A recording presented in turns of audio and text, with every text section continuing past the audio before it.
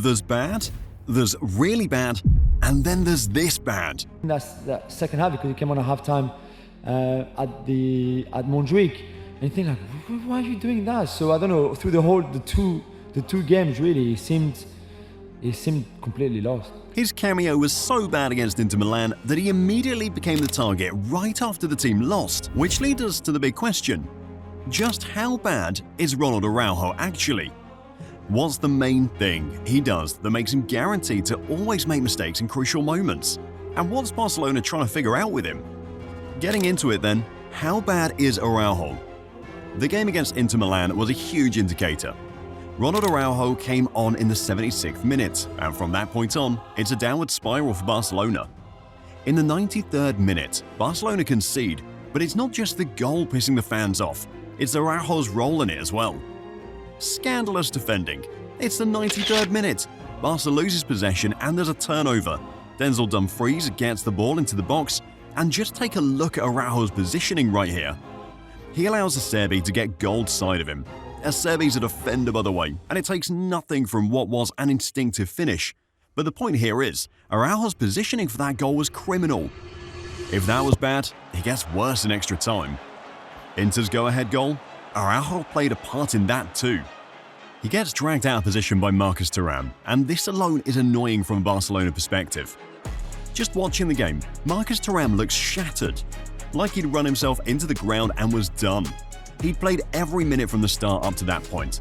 Araujo was completely fresh considering that he'd come on as a sub in extra time, and yet Thuram shrugs him and takes him out of the ball, which eventually leads to Fratesi scoring the winner and Barcelona getting knocked out. Probably the worst cameo appearance in a semi-final ever, and it still got worse. ¿Cómo has vivido tú las jugadas del tercer y el cuarto gol? ¿Sientes que igual ahí te ha faltado un poco de contundencia? En el tercero con Acerbi y en el cuarto que le da la victoria al Inter, ¿te ha faltado contundencia? ¿Vos crees que es así? Yo estoy marcando, es suerte de delantero que la mete justito ahí. In that audio tape there, he blamed his team for both goals, saying that the position for each could have been better. Now, if you're a Barcelona fan, this is a worry, because as the trending hashtag a few weeks back was, Gundogan warned them. A pre-context into what that was? Well, you'll find out in a couple of seconds. But before that, be sure to hit that subscribe button to Futbol Historia for more videos like this. A Ronald Araujo red card in a game against PSG where Barcelona had the advantage. They'd won the first leg and started the second the better team. But after Araujo's red card in the second half, PSG turned it around and knocked Barca out. Difficult to say. I think, in these kind of crucial moments, you need to be sure to get the ball, and if you don't get it, and I don't know again if you touch the ball or not, you have to stay away, and I prefer, of course, to concede the goal there, or maybe give the striker a 1v1, even though he played the ball quite far, so I don't even know if he was able to reach the ball. But give him the opportunity, let our goalkeeper maybe save us, or even concede a goal, because to go down one man, get a red card so early in the game, just kills your game, just kills you. And Gundogan was critical of the situation post-match. A mistake he didn't need to make. We'll get to Araujo's decision-making and how it can be very erratic at times. But at this moment, his actions has cost the team, and we're revisiting this for two things. This was his reaction to the entire thing, refusing to speak about it because he had values, which eventually led to Gundogan dropping that infamous line on him and the team. If you're not prepared to admit mistakes, you cannot succeed. Gundogan has since left the club and returned to Man City, but after that night in Italy, those words hit like a bomb. In the space of 2 years, in Barcelona's last two Champions League eliminations, Ronald Araujo has played a role in it. The criticism seems harsh, but it's the truth. A red card last season and suspect defending days back, but in trying to understand if he's that bad, we need to look at the bigger picture. The team, in particular defense. Since the start of the season, the centre-back pairing for large parts has been Inigo Martinez and Pau Kubasi. It's building up to something. One of the key principles of how Hansi Flick sets his team up is the high line. It's a back four that pushes up so high to keep the opposition pinned in their half, and in the case of any breakaways, the offside trap comes into play. They've called the opposition offside more times than anyone else in the top 5 European leagues this season. But how does all of this relate to Araujo then? Those two, Kouassi and Inigo Martinez. The partnership they've got keeps him out of the team. It's important to state that it could have been very different if Araujo was fit at the start of the season. He wasn't though, and at that point, missing that many games allowed Flick to build a centre-back pairing with Inigo Martinez and Pau Kouassi, who not only complement each other, but also understand how to play with Flick's high line and initiate the offside trap when needed. No player in Europe's top 5 leagues has completed as many passes as Inigo Martinez this season. Combined with Pau Kouassi, they've hit up an incredible 1,448 passes in La Liga. What's more, they're both very good on the ball. In terms of switches of play, Inigo Martinez holds the record for the most switches in this category in Europe's top 5 leagues this season.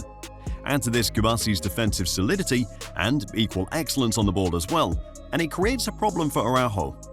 It's almost as if Flick's system makes him look bad. For starters, it's like Araujo doesn't seem to fully understand how to play the offside trap under Flick. This goal against Atalanta gives a clear picture. See Araujo with his hands up, thinking he'd kept Pasalic offside, when in fact the Croatian was on. Then the back four as a collective. If it isn't broke, don't fix it, no?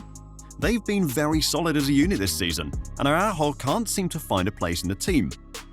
But it can't just be a mistake against Inter, the pairing of Inigo Martinez and Kouassi and the back four, because in trying to again understand if Araujo is that bad, we've got to deal with a big reality truth first.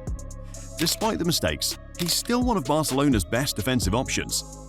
Kouassi and Inigo Martinez, Barcelona's starting centre-back pairing for large parts of this season, add Andreas Christensen and Eric Garcia to the mix as options in the position, but none of them are as fast as Araujo. Plus, the look of him as well. Araujo is built like a tank. He's like a throwback with what centre-backs in the previous generation used to be. A guy who physically, most attacking players wouldn't want to go up against.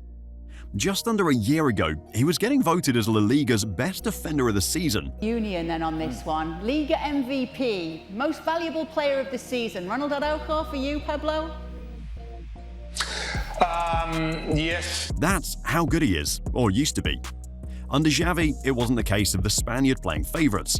Araujo was so good that in El Clasico matches against Real Madrid and Vinicius Jr., this used to happen.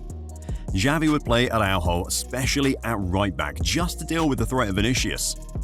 We're mentioning all of this to show Araujo isn't some dead weight like it might seem to be.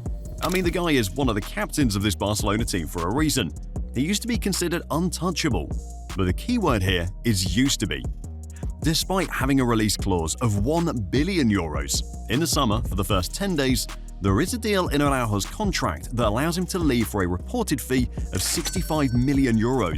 And after performances like the Inter Milan one, there's a growing possibility around the Nou Camp that they would rather see him leave now, which, when you think about it, might be harsh but adds up.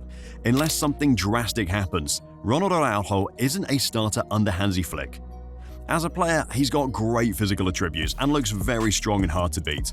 But these aren't exactly the characteristics or the makeup of the two who start ahead of him. Araujo has an average ball recovery rate of 2.5 per 90 this season. A solid guy, but again, not necessarily what Barcelona needs. Why? What makes him bad in this aspect is with the ball. Araujo is one of the worst players in the Barcelona team with the ball. To really understand this, we need to go back a bit to last season. ¿Cómo ataca el Barça? ¿Cómo nos va a atacar el Barça? Juego largo, no hay ninguna duda. Le presionamos, juego largo. ¿Qué vamos a hacer? Dejamos salir a Araujo. Araujo que venga con el balón. Cuando venga con el balón y lo suelte, le presionamos. Este señor es Araujo, que es un jugador de alto nivel, no hay ninguna duda. Pero es el jugador con más problemas.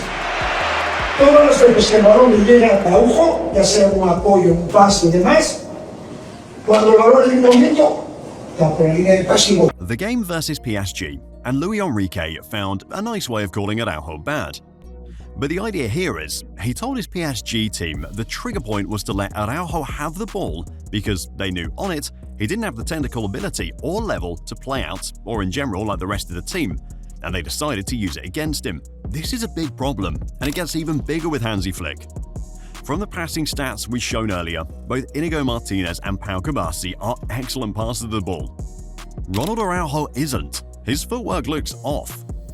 For more context, in the league match against Alaves this season, Araujo lost possession 5 times when making long passes, and the rest of his passes after that were horizontal. Sideways passes, safe ones, We already know how Barca can break lines with sweeping long balls. The same with Inigo Martinez. The ability to pick out teammates and play on the ball makes that duo the ideal partnership for Hansi Flick, and makes Araujo the guy who has to deal with being a side piece, a backup. Theoretically, because we've seen him play in the position, Araujo could play right back for Hansi Flick's team, but yet he doesn't, and this again boils down to what we just said seconds back. Hansi Flick wants his fullbacks to get up defensively. Breaking this down in context, he doesn't want a right back who is in there to cancel a threat or an opposition player. He wants a right back who can play with the ball. It's that simple. That's why even in the games where Koundé hasn't been fit at right back, Flick has preferred to use Eric Garcia in there with an Araujo. In essence, his lack of ball-playing skills, at least to the level of Barcelona, drops him out of the team. And then it gets to another issue with Araujo, which at this point is just damn right annoying. It's the fact that Araujo can go on a streak where he's very impressive, and in moments have these lapses of concentration or a mistake that just resets his progress. Go back to that Atalanta game, for example. He scored in that game, the go-ahead goal for 2-1, and then minutes later, he's suspect in the offside call for Pasalic's equaliser, or to the game against Borussia Dortmund in the Champions League quarter-final. For starters, he only came in because Flick was trying to protect Inigo Martinez from a potential yellow card and a suspension. Araujo comes in and has a horrible performance. His botched clearance led to Guirassy and Dortmund's third. He struggled to initiate play from the back. His passing most times invited Dortmund to press, generally disrupting the club's rhythm. He was left completely exposed when defending open spaces, and in general, against Guirassy, he was outpaced and outmuscled for large parts. It's not coincidental that the defeat at the Signal Iduna Park was the first one of 2025 for Flick and Barcelona, coming with Ronald Araujo at the heart of the defense. So now we know what the problem is, how bad Araujo is, and why he isn't a good fit for Barcelona. The next question is, what is Barcelona trying to figure out with Araujo? For starters, they're open to the idea of selling him. We talked about his contract situation earlier on. Yes, he's got a deal that runs until 2031, but that 10-day clause in the deal for €65 million is a potential loophole the club could look to exploit. There's also the fact that, despite all the flaws, Araujo is still a highly rated defender. This means, while he might not necessarily fit Barcelona's style right now, it could make him a good fit elsewhere. There's already been rumoured interest of teams like Liverpool and Bayern Munich looking at Araujo in a potential deal. He would attract suitors should the club put him up for sale, there's no doubt, as was the case in January. Juventus was very interested in signing Araujo from Barcelona. The deal was close to happening before Araujo decided to stay. Would Barcelona letting Araujo leave or selling him impact the club? Well, for a player with his skill set, it makes him unique to a certain extent, so possibly yes from that angle. Tempted to say he looks like a player Flick can bring on to see out a game or protect a lead, but that intergame springs to mind, so does that. From a team perspective, letting Araujo leave might be more beneficial than it seems. On the one hand, a player like him with the years he's got on his contract and what he could turn out to be, I mean, he's still only 26, so he's got some of his best years ahead of him, hopefully. But a player like him, about to enter what could be the prime of his career in a couple of years, should be able to fetch Barcelona at least 65 to 70 million. If they take that amount and invest it into the team instead of activating levers and selling stadium rights and all, that's decent profit. Then there's the fact that it's Barcelona. Getting youngsters to replace gaps left by players who leave? It's just what they do. At La Masia, there will no doubt be a talent pool of players Flick can call on to develop, players who fit his idea. And if they do decide to replace Araujo with a transfer outside the club, they've got who could turn out to be an ideal replacement. Jonathan Tah has reportedly already informed Bayer Leverkusen of his decision to leave at the end of the season. He won't renew his contract. He fits the Hansi Flick system with the on-ball qualities, and as a bonus is a physical presence too. That could work. In all, looking at Araujo from a Barcelona perspective, you can see him as one of two things. Either as the guy who helped hold it down in the tough years before Flick and this newfound success arrived, or as the second Uruguayan to cost a big team a Champions League spot this season. Your call. Come to think about it, Darwin Núñez is a crazy guy. You just never know what you're going to get with him. You want to find out how bad he is? It's all in the next video.